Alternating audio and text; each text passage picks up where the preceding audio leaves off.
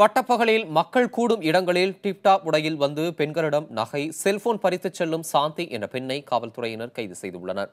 சென்னையை கலக்கிய தில்லு சாந்தி சிக்கியது எப்படி என்று இப்போது பார்க்கலாம்.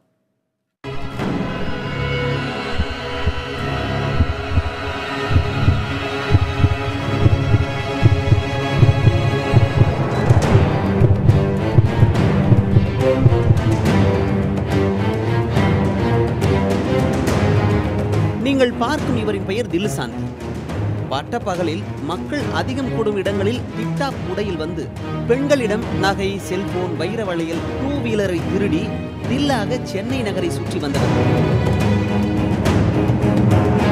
திருவள்ளூரைச் சேர்ந்த இவர் தீநகர், பல்லாவரம், தாம்பரம் என பல பகுதிகளில் பொதுமக்கள் அதிகம் கூடும் இடங்கள், ஷாப்பிங் மால்களுக்கு வரும் பெண்களின் கைப்பையில் லாவகமாக கைவிட்டு கிடைத்ததை சுருட்டி கொண்டு ஓடுவதில் கில்லாடி.